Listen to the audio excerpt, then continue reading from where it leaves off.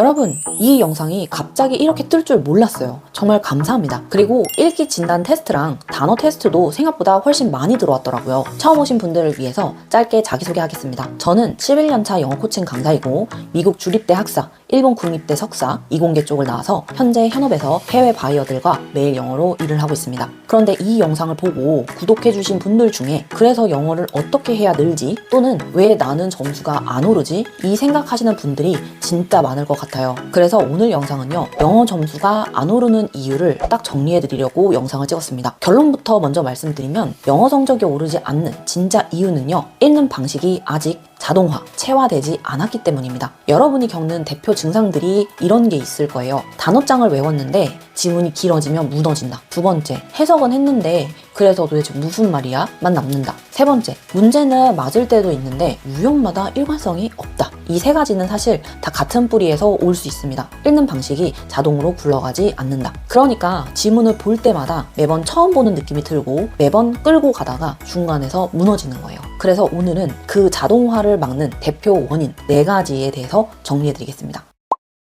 영어 성적이 안 오르는 대표 원인 4가지. 첫 번째, 모르는 단어에서 멈춘다. 긴 지문에서 점수가 안 오르는 공통점이 뭐냐면요, 모르는 단어가 나오면 그 단어를 유추하느라 시간을 다 써요. 이 단어가 정말 엄청 중요할 것 같은데 이거 모르는데 어떻게 풀지? 이 생각이 자동으로 드는 거죠. 근데 정말 수능 영어는요, 단어를 다 알아야 푸는 시험이 아니고 모르는 단어가 있어도 글의 방향, 흐름만 잡으면 풀리는 문제가 정말 많습니다. 단어 하나 때문에 멈추는 순간 문장 구조가 무너지고 앞문장 기억이 날아가고 마지막엔 뭐였지? 하다가 결국 찍게 되는 겁니다. 아주 짧은 예시를 한번 볼게요. 앞에 regular practice, being calm, confidence가 있어요. 근데 이 문장만 보면은 잘 모를 수도 있어요. 근데 그 뒤에 봤더니 therefore 하고 practice daily라고 했잖아요. 안 좋으면 왜 매일매일 연습하라고 얘기를 해요. 그러니까 좋기 때문에 매일매일 연습하라고 하는 거잖아요. 그래서 그 문장에 모르는 단어 빈칸이 있다고 해도 앞문장이나 뒷문장을 보고 유추가 가능하다는 겁니다. 그래서 결론은 컨피던스가 올라간다 라는 쪽으로 잡을 수가 있는 거죠. 실제 문제에서도 똑같습니다. 두 번째,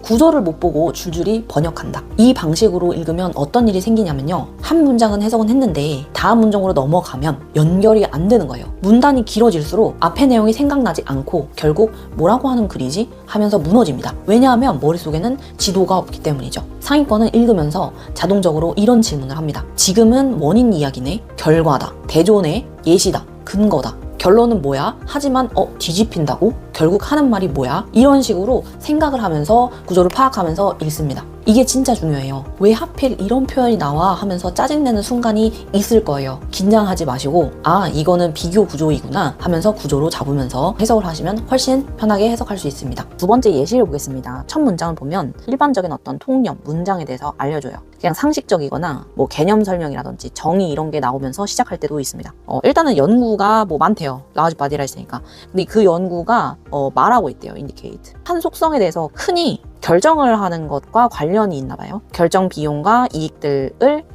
흔히 대신할 수 있는 어떤 하나의 속성은 결국 어떤 감정적인 평가이다 라고 얘기를 하고 있어요. 자, 그러면은 이 글을 읽고 도대체 이게 무슨 말이야 할 수 있습니다. 이게 수능이니까요. 자, 그래서 키워드를 봐야 합니다. 그 키워드들이 의미하는 것들을 캐치할 수 있으면 해도 됩니다. 근데 만약에 이게 무슨 말인지 모르겠다 그런다면 걱정하지 않으셔도 됩니다. 만약에 그렇게 되지 않았다라고 해도 A, B, C의 구조를 보고 풀 수 있습니다. 자, 그래서 일단 전 어떤 의미로 의역을 할 수 있는지 조금 설명을 드릴게요. 이제 사람들이 뭔가를 결정하려고 합니다. 선택을 할 때 보통 이득이 있으니까 선택을 하잖아요. 근데 잘 생각해보면 비용과 이득, 장점 있으니까 선택, 결정을 사람들이 하지만 그게 아니라 감정적인 평가도, 여기서 말하는 이 감정적인 평가도 있다는 거예요. 도대체 어떻게 이렇게 해석을 하냐, 어떻게 이렇게 의역을 하냐라고 했는데 이거에 대해서는 뒤에 원인 4번에서 설명을 드리겠습니다. 아무튼 연구가 보여주는데 흔히 결정 비용과 이익들을 대신하는 것은 결국 감정적인 어떤 평가라고 하는 거예요. 그래서 결국 이 문장, 첫 번째 문장을 보고 또 뭐인가요? 비교 대조입니다. 두 가지를 비교 대조하고 있습니다. 결정을 할 때는 그런 두 가지가 있다라는 겁니다. 그래서 일단 이것을 만약에 이 첫 문장으로 캐치를 했다면 뒷 A, B, C 를 좀 더 쉽게 순서를 찾을 수 있을 것이고, 만약 무슨 말인지 몰랐다면 그냥 일단 넘어갑니다. 자, A를 봅니다. 첫 번째로 이제 답이 나오지는 않겠지만 그래도 이제 문장의 구조를 한번 봅니다. 자, people 어쩌고 쭉 나왔어요. 지금 제가 이제 표시를 해뒀기는 했지만 알아보기 쉽게 여기 보면은 as much A as B가 나옵니다. 투부정사라는 어떤 구조, 그 다음에 B에도 투부정사라는 구조가 있고, 앞에 똑같이 주어, they, people이 있고, were willing to pay, were to pay 이런 식으로 똑같이 있습니다. 자, 그러면 요거는 이제 A랑 B가 어떤 건지만 보면 되는 거잖아요. 자, 근데 A랑 B를 비교를 해야 되니까 A를 봤더니 여기에 충격을 받는데요. 충격을 받는 어떤 1%의 가능성. 그 다음에 지금 뒤에 봤더니 충격을 받는데 99%의 가능성이래요. 그럼 누가 충격을 받고 싶겠어요? 근데 99%의 가능성이랑 1%의 가능성, 그 두 개 다 기꺼이 지불을 한다는 거예요, 사람이. 그러면 그냥 여기서 봤을 때, A는 아까 전에 뭐 결정을 하는데 비용, 뭐 얻을 가치, 장점들, 이런 것들이 흔하게 대신 이런 그 감정적인 평가로도 할 수가 있다는데, 그러면 여기에서는 이제 뭔가 결이 맞지 않잖아요. 그러니까 A는 먼저 올 수가 없는 것인 거고. 자, 그래서 일단 B가 중요합니다. 자, 그래서 B에 보면은 this라는 어떤 지칭 대명사 나왔으면은 얘가 이제 앞에 나와줘야 되는 것이고, often이라는 어떤 단어가 나왔고, 쭉 봅니다. 자, 근데 이것도 보면은 however이 있어요. 그럼 however는 뒷문장이 중요하다. 뒷문장을 봤더니 이런 감정적인 평가가 앞에서는 분명히 감정적인 평가로도 대신할 수 있다고 했는데, 여기서 however, 그러나 감정적인 평가가 보완할 수가 없을 때 그때 문제가 발생을 한다라고 했잖아요. 그죠? 자, 근데 여기서 좀 어려운 문제일수록 however이라는 이 단어가 원래는 앞뒤를 반박해주는, 대조해주는 뭐 반대의 의미라는 however의 뜻도 있지만, 좀 어려운 문제일 경우에는 조건부적으로 반대의 의미가 있어요. 근데 이거는 이제 정말 어려운 문제에서 나오는 거거든요. 그러니까 조건적으로 앞뒤가 반대인 경우가 있다는 거죠. 그래서 이거에 대해서는 이제 좀 내용이 조금 길어지긴 하는데 할 말이 되게 많지만, 좀 간단하게 말하자면 however이라는 건 앞뒤가 다른 내용이 나올 수도 있지만 윗 문장에서 감정도 비용 이익에 대해 유용한 신호를 주고 있기 때문에 종종 합리적이다라고 했는데, 조건에 어떤 제약을 두면서 다만 감정적 평가가 이런 분석적인 어떤 처리와 조정으로 전혀 보완이 되지 않았을 때, 이때만 문제가 터진다라고 얘기를 했잖아요. 그래서 감정이 쓸모없는 게 아니라 감정은 합리적일 수 있는데, 다만 분석이 전혀 안 될 때, 그럴 때 전혀 없을 때 문제가 된다라는 거예요. 약간 좀 이렇게 어려운 however인 유형도 있습니다. 무튼 B의 내용은 그렇게 되고, C를 봤더니 예시가 나와요. sorry라는 거는 이제 just라는 어떤 그 단어랑 비슷한 것들인 거죠. 그래서 감정적인 평가에만 의존하면 사람들을 둔감하게 만든다고 합니다. 가능성. 근데 이 가능성 어디서 나왔었어요? A에서 나왔단 말이지. 그래서 이거에 대해서 지금 얘가 나오고 있는데, 얘도 지금 둔감하게 만들었어. 근데 어떤 상황이냐면 봤더니 그 상황에는 사람들이 충격을 또 받는 상황이야.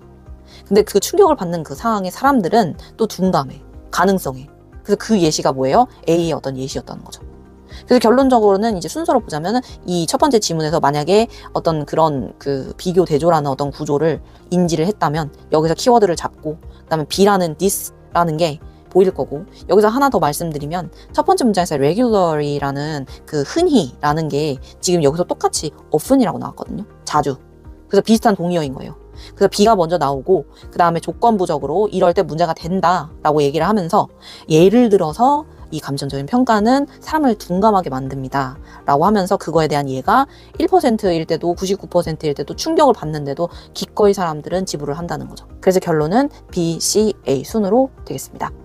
2번 순서 유형은요, 3점짜리로 어려운 유형이었지만, 만약 문장의 비교 대조, 다시 한번 말씀드리자면, 만약 문장의 비교 대조와 however, 뒷 내용, 그 다음에 as much as라는 어떤 문장 구조, 그 다음에 C의 예시에 둔감하다라는 내용, 이런 것들이 눈에 들어왔다면 빠르게 읽어 내려가면서 지도를 그리면서 풀 수 있는 문제였습니다. 3번, 핵심 예시를 구분 못해서 중요한 걸 놓친다. 세 번째는 정보를 다 들고 가려는 습관입니다. 혹시 이 문장에 중요한 내용이 있으면 어떡하지? 이 마음은 충분히 이해를 합니다. 근데 긴 지문은 대부분 보통 핵심 문장이 한 두 문장, 많아도 세 문장, 나머지는 정말 근거나 예시인 경우가 정말 많아요. 그런데 많은 학생들이 예시에 꽂혀서 핵심을 놓치고 문제를 틀립니다. 예시는 말 그대로 도와주는 문장이잖아요. 주인공 문장이 아니에요. 그래서 연습할 때부터 이렇게 가야 합니다. 핵심 같으면 표기를 하고, 예시 같으면 가볍게 스킵 또는 속독, 근거라면 체크를 하고, 아, 핵심을 뒷받침하는 거구나 라고 하시면 됩니다. 세 번째 예시를 보겠습니다. 세 번째 예시는 제목 문제입니다. 핵심과 예시를 구분해서 빠르게 그냥 문제를 풀 수 있는 유형입니다. 자, 한번 보면 첫 번째 문장에 이제 에너지라는 게 나오네요. 그래서 에너지 나오고, 이제 이런 문제는 이제 역접이 있는지 없는지를 봐야 되는데 이 중간에 벗이라는 게 있죠. 그러면 뒷 문장을 읽어줘야 돼요. 봤더니 무슨 얘기인지 몰랐더니 뒤에 정의가 나옵니다. 정의가 나오는 건 무조건 해석을 어느 정도는 해줘야 됩니다. 그래서 뒤에 봤더니 there are many places at which 많은 장소인데 거기에는 많은 작은 어떤 에너지들이 생성이 될 때도 있고 자주 낭비가 될 때도 있고 그리고 다시 collected 수집이 될 때 이것은 비로소 실용적인 어떤 용도로 사용이 될 수 있다라는 내용인 거죠. 그래서 결국 뒤에 봤더니 뭐 current effort, 현재의 어떤 노력들이 시작이 됐고 결국 똑같이 또 같은 내용인데 좀 문장이 바뀌어서 또 나와요. 작은 어떤 장치들 안에서 그런 어떤 에너지가 수집되는 것 같이 결국 그런 예가 뭐가 있어요? 휴대용 어떤 배터리들이 있다. 라고 해서 이 휴대용 배터리가 굉장히 유용한 어떤 용도인 거잖아요. 그래서 에너지를 조금씩 이렇게 발생시킬 때도 있고 자주 낭비될 때도 있고 하지만 다시 충전을 하면은 다시 쓸 수 있는 그런 식으로 내는 문제이기 때문에 이런 제목 찾기 같은 경우는 이제 역접이 있는지 찾아주고 뒷문장들을 해석을 해주면 됩니다. 그럼 빠르게 문장을 찾을 수 있으니까 이제 답을 골라주시면은 1번이 되는 거죠. 그래서 결론적으로는 이 유형의 문제에서는 그 핵심과 예시를 구분해서 여기 보시면은 이런 뭐 by walking upstairs, downstairs 뭐 위에 있는 이런 내용들은 그냥 일반적인 어떤 설명을 해주기 위해서 도와주는 어떤 문장들이고 그 나머지 문장들은 대부분 다 부연 설명이거나 예시이기 때문에 빠르게 그냥 쭉 읽어주시다가 진짜로 정말 얘가 말하고 싶은 게 이 역접 뒤에 나오기 때문에 역접 뒤를 좀 집중해서 읽어주면은 문제를 풀 수 있게 됩니다. 4번. 통념을 못 잡아서 글이 낯설게 느껴진다. 사실 이게 제일 진짜 많은 학생들이 영어 읽기에 막히는 지점인 것 같습니다. 통념이라는 어떤 대부분의 사람들이 보통 믿는 생각을 못 잡아서 글이 갑자기 철학책처럼 느껴지는 현상입니다. 수능 지문은 생각보다 자주 사회적인 통념으로 시작을 합니다. 예를 들어서 이런 것들이 있죠. 성적이 좋으면 미래가 밝다. 아니면 사람들은 고정관념으로 빈칸을 채운다. 또는 협상은 제로섬이라고 생각한다. 뭐 이런 기본값을 깔고 가요. 근데 이 기본값을 못 잡으면 글이 처음부터 낯설고 어렵게 느껴집니다. 좀 독해가 잘하는 친구들 같은 경우에는 제일 먼저 이런 거를 캐치를 할 거예요. 아, 이 글은 사람들이 흔히 믿고 있는 이런 거를 일단 말하고 있구나. 그러면 그 다음에는 반박을 할까? 아니면은 추가로 뭔가를 근거를 제시를 할까? 정말로 주장이 맞는지 예시나 아니면은 뭐 전문가를 인용해서 그런 구조가 나올까? 이런 식으로 생각을 하면서 읽는다는 거죠. 이거를 잡는 순간 긴 지문이 갑자기 쉬워집니다. 지문 구조가 눈에 보이기 시작해요. 네 번째입니다. 흐름에 관계없는 문장을 고르는 유형인데 이 3, 4, 5번 이런 중간쯤에서 막 찾지 말고 첫 문장 또는 두 문장, 두 번째 문장 정도만 무엇을 말하고 있는 지문인지 파악을 하는 게 훨씬 더 빨리 풀 수 있는 방법입니다. 일단 보시면은 사회에 관련된 지문인 거고 개개인들이 결정을 한대요. 근데 어떻게 결정을 하냐면 적절한 행동을 결정한대요. 뭘 어떻게 보냐면 다른 사람들이 어떤 행동을 하는 걸 살펴보면서 특히나 유사한 사람들. 자, 그래서 이 첫 번째 문장을 보고 조금 생각을 해봐야 돼요. 왜 특히 유사한 사람들을 왜 보면서 결정을 하냐, 적절한 어떤 행동을 결정을 하냐. 잘 생각을 해보시면 무턱대고 그냥 행동으로 막 들이대고 했다가 뭐 손해볼 수도 있고 다칠 수도 있으니까 그 상황에 맞는 나랑 비슷한 다른 사람들이 어떻게 행동을 하는지 보고 그거를 보고 이제 불이익이 없고 다치지 않으니까 그 사람들을 이렇게 따라한다는 겁니다. 네 번째 원인은 아까 말씀드렸지만 일반적인 어떤 사회적인 통념에 대한 것입니다. 보통 사람들은 손해를 보기 싫어해서 따라하려고 할 때 있잖아요. 다들 뭐 예스라고 하는데 막 나만 노 할 수 없으니까. 그래서 일반적으로 그런 느낌의 어떤 유형의 문제인 거죠. 그래서 그런 생각을 갖고 다음 문장을 읽어봅니다.